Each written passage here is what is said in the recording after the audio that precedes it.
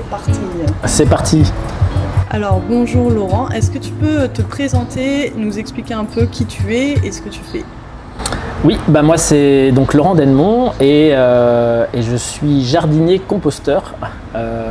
En fait, j'ai plusieurs casquettes et aujourd'hui je suis à la fois président du réseau Compost Citoyen La Réunion, qui est une association qui a pour objectif de faire la promotion du compostage sur le territoire de l'île de La Réunion, du compostage de proximité. Et de développer finalement une filière de compostage en fait sur le territoire, dans l'idée d'anticiper en fait l'obligation de tri et de valorisation des déchets organiques qui s'appliquera à tous les citoyens et à tous les producteurs de biodéchets d'ici le 1er janvier 2024. Alors, est-ce que tu peux justement nous dire un peu plus ce que c'est du coup cette obligation, parce qu'on ne connaît pas, on n'est pas au courant en fait. Oui, alors en gros, depuis 2010 en fait, il y a des législations en fait qui considèrent en fait les déchets organiques comme des ressources, et donc depuis 2010-2012 en fait, les producteurs de plus de 10 tonnes devaient mettre en place. C'est des législations européennes ou nationales? Alors, ce sont des directives européennes en fait qui visent à changer de paradigme et à considérer donc le déchet organique non plus comme un déchet mais comme une ressource. Et pour changer de paradigme, en fait, l'idée c'était de le faire de manière progressive. Et donc depuis 2010, il y a des législations qui ont considéré d'abord les producteurs de plus de 100 tonnes qui leur ont obligé de trier et de valoriser leurs déchets organiques. Et puis ensuite, c'était en 2013 les plus de 50 tonnes et jusqu'à 2016 où, depuis 2016, les producteurs de plus de 10 tonnes doivent trier et valoriser leurs déchets organiques sur l'ensemble du territoire français et en Europe, je pense. Et depuis 2018, une nouvelle directive européenne, l'idée est d'étendre cette obligation à tous les producteurs de biodéchets, donc citoyens et tout petits producteurs de biodéchets compris. Et cette obligation entrera en vigueur au 1er janvier 2024. Donc là, au 1er janvier 2024, ça veut dire que tout citoyen, tout habitant de La Réunion comme de la France aura obligation de trier ses épluchures, ses restes de caries. Exactement. L'idée, c'est que pour schématiser, en fait, on n'aura plus le droit de déposer une peau de banane dans notre poubelle tout venant, parce qu'aujourd'hui à La Réunion, la poubelle tout venant, elle est directement envoyée dans un des 2 centres d'enfouissement, à Pierrefonds ou à Sainte-Suzanne, et donc cette matière organique va être perdue. L'idée, c'est vraiment de pouvoir mettre en place des filières de tri et de recyclage, donc de valorisation de ces déchets organiques. Et aujourd'hui, l'Europe considère 2 types de valorisation qui sont considérés comme valables en fait. C'est la biométhanisation d'un côté, qui produit de l'énergie renouvelable, dite renouvelable, et le compostage en fait, qui est une valorisation de matière qui, elle, va transformer le déchet organique en un compost de qualité pour permettre un retour au sol de la matière organique. Mais aujourd'hui, en fait, ça semble vraiment à échéance très brève finalement, donc parce qu'à échéance 1er janvier 2023, il y a déjà l'obligation pour certains producteurs de plus de 5 tonnes, c'est ça? Exactement. Il y a cette progressivité qui fait qu'aujourd'hui, c'est les producteurs de plus de 10 tonnes qui sont contraints. Au 1er janvier 2023, donc dans moins de 6 mois, en fait, ce sont les producteurs de plus de 5 tonnes. Il faut savoir que quasiment tous les collèges sont concernés par cette obligation et toute une série d'acteurs aujourd'hui. Et d'ici 1 an et demi, tous les producteurs de biodéchets, quelle que soit leur quantité, doivent effectivement mettre en place un flux spécifique. En fait, comme on a une poubelle jaune pour les papiers, les cartons et les PMC, on aura une poubelle à biodéchets chez soi pour pouvoir en fait ne plus le mettre dans la poubelle tout venant, effectivement. Et donc c'est demain. Ouais. Et aujourd'hui, le territoire... on a encore les communautés de communes souvent mettent à disposition des personnes qui en font la demande des petites poubelles à biodéchets ou des choses comme ça, mais c'est quand même pas répandu encore. Donc est-ce qu'on est prêt à passer ce cap-là dans 6 mois et dans 1 an et demi? Alors, est-ce qu'on est prêt aujourd'hui? Non. Aujourd'hui pas. Tout l'enjeu, c'est vraiment en fait de pouvoir se préparer pour pouvoir mettre en place en fait des solutions pour l'ensemble des ménages notamment. Les EPCI, donc les intercommunales, elles gèrent les ménages et donc elles doivent trouver des solutions. Et donc il y a deux types de solutions qui s'offrent à elles. Mettre en place ce qu'on appelle la gestion de proximité des déchets organiques. Donc là c'est distribuer des composteurs pour ceux qui ont la chance d'avoir un jardin, mais aussi pas seulement distribuer un composteur, mais les accompagner et les former à la mise en place du compost. Et mettre en place des solutions intermédiaires, donc des bornes d'apport volontaires éventuellement à différents endroits, des composts collectifs, des composts partagés en pied d'immeuble ou des composts autonomes en établissement, éventuellement dans des établissements de type école, collège, lycée ou des choses comme ça.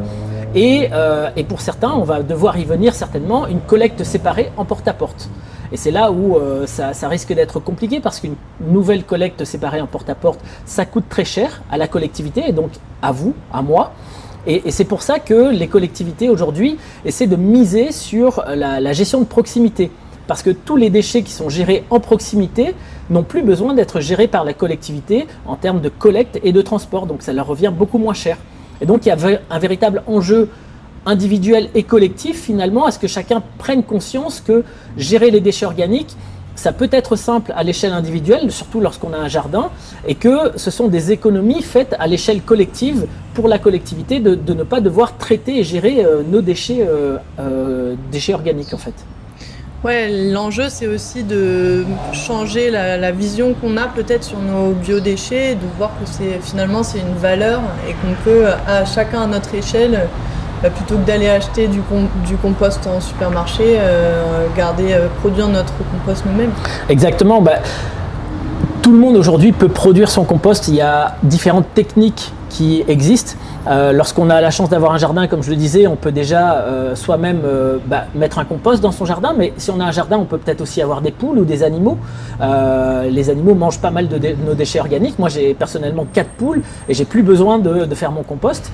Et lorsqu'on habite en habitat collectif, il y a d'autres solutions comme le vermicompost, le bokashi compost. Et aujourd'hui, justement, on travaille avec l'ensemble des intercommunales, mais aussi les bailleurs sociaux, à développer des composts collectifs en pied d'immeuble qui permettraient de mutualiser cet espace. Mais ça demande aussi de pouvoir former toute une série d'acteurs du territoire, des guides composteurs, des maîtres composteurs, qui vont pouvoir superviser en fait toute cette gestion de la matière organique qui est décentralisée un petit peu partout. Et notre souhait à nous avec le réseau Compost Citoyen, c'est vraiment aujourd'hui de pouvoir former et monter en compétence toute une série d'acteurs du territoire et de développer une filière de la gestion des déchets organiques avec derrière à la clé en fait de la création d'emplois locaux en fait. Mm-hmm. Est-ce que tu peux juste revenir sur les différentes formes de compost parce que c'est vrai que c'est assez technique et ouais. Alors il faut savoir que à l'échelle individuelle on peut faire pas mal de choses pour gérer ces déchets organiques. Donc lorsqu'on habite dans une maison, on peut avoir des animaux, on peut avoir des poules notamment, des canards, des cochons, des chiens, tout ce qu'on veut et qui peuvent manger nos déchets organiques. On peut aussi utiliser du vermicompostage, donc c'est une technique où on va valoriser par des petits verres, des verres rouges en fait, tous des déchets organiques de type végétal. Et on peut donc aussi. Dans ce cas-là, tu achètes les verres et tu les Alors aujourd'hui, se développe sur le territoire des micro-fermes de production de verres rouges en fait. Sinon, on peut aussi, lorsqu'on connaît un petit peu, se tourner vers des centres équestres où bien souvent en fait le purin de cheval en fait renferme aussi pas mal de petits vers de terre. Et si on fait bien son compost, on a aussi la chance d'avoir des petits vers rouges. Il faut savoir que d'un point de vue anatomique, en fait, il existe différents vers de terre et que, en gros, on parle du ver rouge qui est un ver de surface, en fait, qui dégrade la matière organique, qui n'est pas le lombric, qui est ce gros ver de terre qui, lui, a tendance à avoir une action verticale en fait et qui va plonger à plus d'1 mètre de sol en fait en journée, remonter la nuit pour récupérer de la matière organique et la réintroduire dans la terre en fait. Et donc c'est pas exactement les mêmes vers. Donc on peut pas faire du vermicompost avec des lombrics, ça ne fonctionne pas. Ouais. Et par contre on peut s'adresser au réseau Compost Citoyen pour avoir des bons plans pour trouver des vers de terre de type vermicompost. Après, il y a d'autres solutions comme le bokashi compost qui est une solution dans un bac à bokashi qui est une dégradation avec des ferments lactiques et des micro-organismes en fait où on va mettre ces déchets organiques, les tasser et les ensemencer avec des micro-organismes en fait pour dégrader la matière sous forme d'une dégradation lactique. Donc ça va être une sorte de grosse choucroute en fait, et derrière en fait on pourra la réintroduire dans la terre en fait chez soi. Mais ça, ce sont des solutions à l'échelle individuelle. Parce qu'elles ne sont pas valables à l'échelle collective ou à l'échelle collective, comme je disais. Mais même c'est dommage que ces solutions-là, à échelle individuelle, on ne les connaisse pas davantage finalement. Alors oui, et c'est tout l'enjeu aujourd'hui de notre association et de projets qui se développent un petit peu partout pour justement démocratiser un petit peu ces solutions qui peuvent exister et comme je disais, soulager finalement la collecte par les EPCI, sachant que comme on est en milieu tropical, il y a quand même une spécificité qui est, on connaît tous en fait l'apparition des asticots très rapidement, et donc la gestion des déchets organiques à La Réunion est quand même très spécifique et demande un peu de technicité. Et c'est ce pourquoi aussi il est nécessaire aujourd'hui de former les citoyens, mais aussi les acteurs professionnels ou les personnes qui veulent gérer leurs propres déchets organiques, en fait, pour les outiller et leur permettre de gérer ça dans des bonnes conditions et éviter les nuisances olfactives, les nuisances des asticots, toute une série de nuisances qui peuvent arriver en fait et qui peuvent faire dire à certaines personnes que le compost ça pue. Mais c'est pas que ça pue, c'est juste que c'est mal fait, en fait, c'est mal géré, parce qu'un compost bien géré, bien souvent, il ne pue pas, il n'y a pas de nuisance en fait. Ouais, d'accord. Et donc toi, tu arrives pour accompagner donc, soit les établissements qui veulent réaliser leur propre compost, éviter de tout passer à la poubelle, ou alors d'accompagner des entreprises ou des plus grosses collectivités même.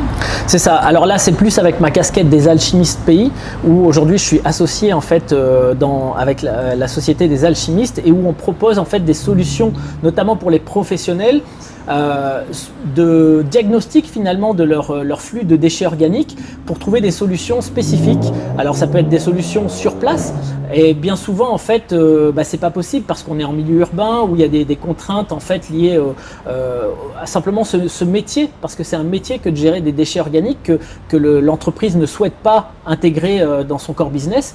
Et donc là, on propose une solution de collecte et de traitement en fait par compostage des déchets organiques pour pouvoir créer du compost in fine. D'accord. Donc en fait, ce que tu expliques, c'est aussi qu'il y a tout un tas de nouveaux métiers qui émergent liés à cette activité qui n'existait pas auparavant, quoi. Exactement. C'est vraiment cette obligation légale qui arrive aujourd'hui sur le territoire, qui pousse en fait l'ensemble des producteurs de biodéchets. Donc on parle des restaurants, des hôtels, des collèges, des lycées, des écoles, mais aussi le secteur tertiaire qui est concerné. Comme je disais, la moindre peau de banane est concernée. Et donc aujourd'hui, l'idée, c'est vraiment de caractériser l'ensemble des flux, de voir un petit peu quelles sont les quantités et le type de déchets auxquels on est confronté, et de pouvoir trouver des solutions adaptées, parce que sur le territoire, justement, il y a toute une série d'acteurs qui développent différentes solutions et il n'y a pas une solution qui est la solution miracle. Il y a un mix de différentes solutions qui peuvent exister et c'est vrai qu'il y a une certaine technicité. Et avec le réseau Compost Citoyen, on essaye aujourd'hui de fédérer l'ensemble des acteurs de biodéchets pour permettre justement aux producteurs d'avoir un interlocuteur crédible qui peut leur proposer des solutions et les renvoyer vers une série d'acteurs professionnels qui exercent sur le territoire. Et parallèlement à ça, effectivement, moi je propose une solution via les alchimistes en fait, de pouvoir accompagner les plus gros producteurs de biodéchets. C'est quoi les alchimistes ? Les alchimistes, en fait, c'est une société qui a été créée en France en fait en 2016 et qui aujourd'hui en fait développe des solutions de collecte et de traitement pour permettre un retour au sol de la matière organique. Donc en fait, on utilise essentiellement du compostage en fait, alors du compostage électromécanique parfois, mais aussi et surtout en fait, et c'est ce qu'on souhaite développer sur le territoire aujourd'hui, c'est de développer une ou deux plateformes de compostage de déchets alimentaires.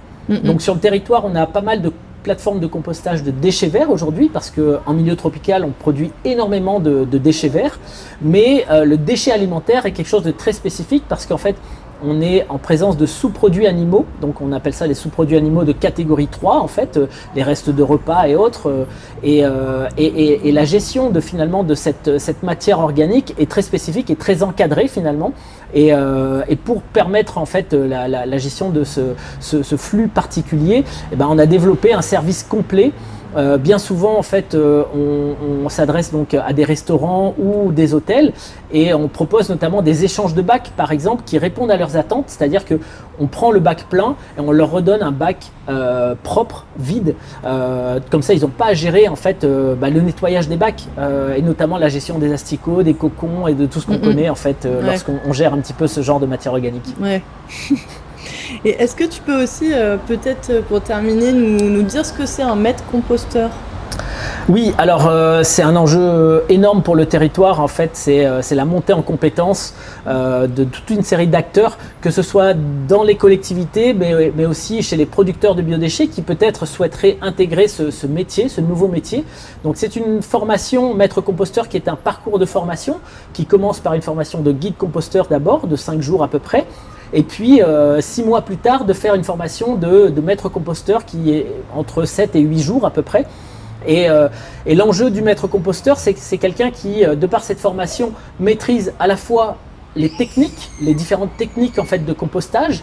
Il maîtrise le paysage institutionnel aujourd'hui qui est assez complexe en fait entre les intercommunales, les communes, les réglementations qui existent parce qu'il y a une veille juridique qui existe aussi parce que la matière évolue énormément et c'est quelqu'un qui va pouvoir développer des projets au sein de structures, par exemple dans un collège, de mettre en place toute une gestion de projet à l'échelle du collège pour mobiliser les acteurs, parce qu'il y a une dimension de mobilisation des différents acteurs pour développer un projet de compostage en fait sur place. Alors ça peut être dans un établissement, mais ça peut être aussi dans un collectif de citoyens, dans un quartier. Moi j'ai été pendant 20 ans à Bruxelles où j'ai développé cette approche-là.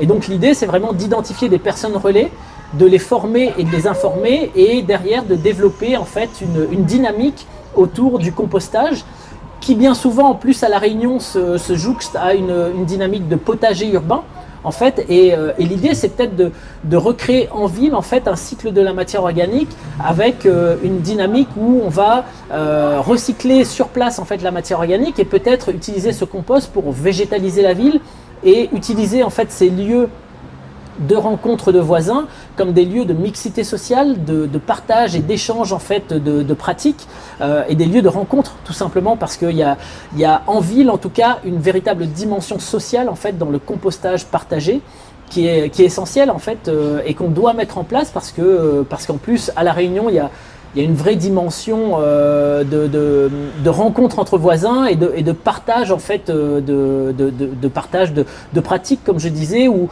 simplement lorsqu'il y a un jardin potager de se dire comment on va cuisiner derrière en fait les patates douces ou les produits qu'on aura pu cultiver sur place. Donc l'idée c'est de recréer des espaces d'échange comme ça en fait dans des milieux urbains. Ouais, c'est un peu tout à l'heure tu parlais des animaux, les poules, les chiens qui vont permettre d'éliminer une partie de nos déchets organiques. Là, tu parles du coup de développer un peu l'entente avec les voisins, le potager collectif, etc. C'est un peu ce qui se faisait avant, du coup, non? C'est un peu de mode. En fait, oui, il y a quelque chose de l'ordre de comment réinventer finalement une nouvelle manière d'habiter la ville, parce qu'aujourd'hui, à La Réunion, tous les espaces de vie se densifient, on va habiter de plus en plus en ville et la question qui se pose c'est comment est-ce que habiter en ville c'est pas forcément un renoncement mais il y a moyen de vivre dans des villes mais dans des villes vertes, dans des villes agréables, dans des villes où il y a toute une série de services qui sont intéressants lorsqu'on est une famille, lorsqu'on a des enfants. Des petits parcs urbains, des petits espaces de promenade effectivement et où la ville elle est pensée aussi pour l'usager, pas seulement pour la voiture ou comme un espace simplement où on va travailler. Parce qu'aujourd'hui, le modèle où on habite loin de la ville parce qu'on a la chance ou les moyens que pour se payer une villa avec un jardin, mais où finalement on doit en termes de mobilité se rendre en ville et donc subir des embouteillages, c'est pas forcément un modèle qui est enviable. Et donc comment on peut habiter en ville, ne pas être soumis aux embouteillages ou ne pas devoir prendre sa voiture à chaque fois qu'on doit faire quelque chose, mais que ce soit pas un renoncement en soi. se recréer un écosystème. Exactement. C'est tout l'enjeu de la ville de demain en fait, et, parce que les villes n'ont pas forcément toujours été pensées comme ça. Et aujourd'hui, avec une population qui augmente, une démographie qui est en pleine expansion, on le voit bien, on doit vraiment en fait densifier la ville, mais pas le faire de n'importe quelle des manières en fait. Donc on doit vraiment travailler aujourd'hui avec les urbanistes, avec le politique, avec les bailleurs sociaux, et se dire comment on invente la ville de demain en fait. Ok, super, merci beaucoup Laurent. Merci à toi.